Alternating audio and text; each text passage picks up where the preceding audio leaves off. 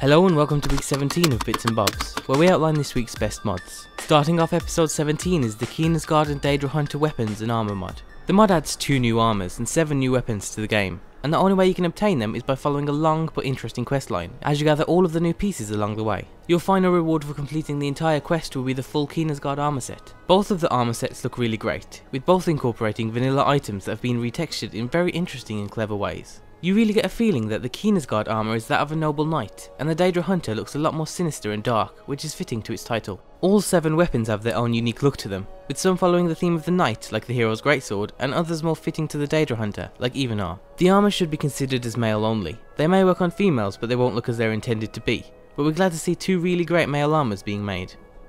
And now straight to another well-made armour set. The mod adds a new Armour of Justice set to the game from Tyrael-Archangel of Justice from the Diablo games.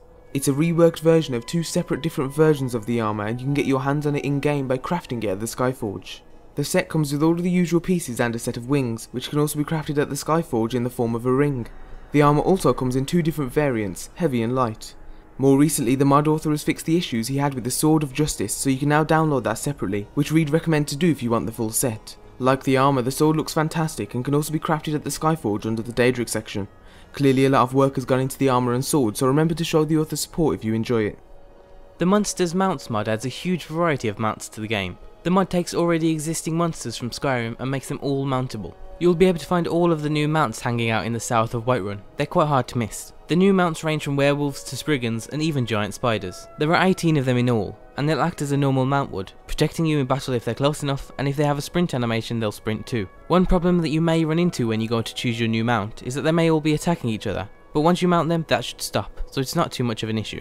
It's great to see more mounts being added to the game. It's something that's lacking in vanilla Skyrim, and we hope to see even more options in the future. The Midhrastic ENB has had a few people interested after they saw some of these screenshots of Skyrim taken with it installed, and now the creator has shared his ENB config on Nexus.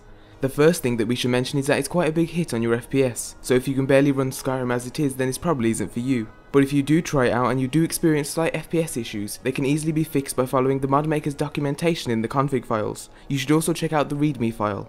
To get the game to look as intended or how it does in the mod maker's screenshots, you'll need to download 2 mods marked as essential. Those are further darker dungeons and revamped exterior fog. There's also a bunch of other optional but recommended mods that you can find on the mod page. A lot of people underestimate how much work goes into these. This particular one has been tweaked over months to get it to look how the creator wanted it to, and we think it deserves all of the attention it gets. And although a lot of what we saw was stunning, the creator emphasises that he still has work to do, and he'll be releasing an updated version as soon as he's back from vacation. And here we've got a mod that will allow you to keep all of your skills, perks, health, stamina and magicka intact when you decide to change your character's race. The mod adds a new spell called Change Race, which will automatically be added to your spell list once you've installed the mod, so it's incredibly easy to use. Simply make any changes to your character and name it as you normally would. Now instead of all of your stats being reset, everything will be intact. It's a great little fix to a problem that has made many people stick to a race they may not like, so we're glad to see it's being fixed. And now for another armour set, this time it's the McMutton Slayer armour. This is a male only light armour set that can be found just to the west of Riverwood near a fallen tree and a bunch of dead bandits, with one of them wearing the armour set. The armour comes with all of the usual pieces and its stats are similar to iron armour. The headpiece has also been designed to fit every race, including Argonians and Khajiits. If anyone had tried the armour but had problems with the weight slider issue, the creator has now released a new fully fixed version. All in all, it's a well made armour set and we hope to see more from McMutton in the future. And next up a couple of mods that are a great addition for dog lovers. The 2 mods will change all dogs in game to either German Shepherds or Black Huskies depending on which of the 2 you install. The dogs accurately portray their respective breeds, with colours being accurate and markings on their fur being exactly where you'd expect them. The German Shepherd or Alsatian as some of you may know it by is particularly well done, taking on a huge likeness of the breed because the vanilla model of a wolf has a very similar body type.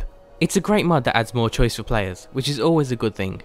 And now we have 2 companion mods with followers from the Game of Thrones series. The first one is Khal Drogo. He can be found in Whiterun enjoying the bard's music, and he'll be your companion without needing to pay a fee or follow a quest. Being Dothraki, he's strong and talented in one-handed weapons, so the maker has adjusted his stats and perks accordingly. In terms of looks, we think they've done a great job at capturing his image from the TV series. The second companion is Daenerys Targaryen, or Khaleesi. She's known as the Mother of Dragons in the series and can be found in the Silver Blood Inn in Markarth. She can fight alongside you using fire or healing magic, and her perks have also been adjusted for a fire mage. Unfortunately, she doesn't have her dragons in Skyrim, but the maker has made her immune to fire damage, which is a nice touch. And in terms of her appearance, it really depends on what mods you have installed. The mod maker recommends a bunch of mods that he thinks works well, but really it's up to you. It's also worth noting that Khal, Drogo and Khaleesi are separate companions, so you'll have to download them both separately. You can also download a save file for Khaleesi if you want to play as her. Overall, we think the creator has done a good job at capturing their image as well as integrating them into the game.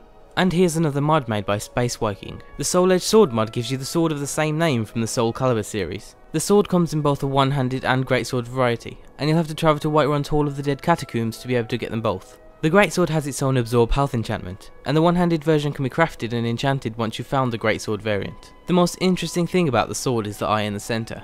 We've seen attempts at making the Soul Edge in the past, but none of them have ever had an actual functioning eye on the sword, but this one does, so it definitely stands out above the rest. If you're a fan of the Soul Calibur games, this is definitely a mod for you. And for today's final mod, we have a very large player home called Solace. You can find the underground home by using a lift that can be found to the east of Markarth near an inn. Once you step inside, you'll immediately notice the size of the place, with the never-ending ceilings and hallways leading to the variety of rooms that the home has to offer. The home contains everything you'd expect, like a bedroom, living rooms and a forge, and some more unique features like a hidden treasure room and a full armory with respawning items. The home also features a bunch of custom paintings to enhance the dark theme, and to enhance it further, the mod maker recommends the Superb ENB, which is the ENB we usually use in our videos. It's another great player home that came out of the Underground Player Home Challenge, and it marks the end of today's show. And as always, remember to endorse or favourite any of the mods you enjoyed in today's episode. Skyrim is still 50% off on Steam right now, so if you're still playing it on the console and have some spare cash lying around, you can find a link down below for the sale. We hope you enjoyed today's episode, and thanks for watching.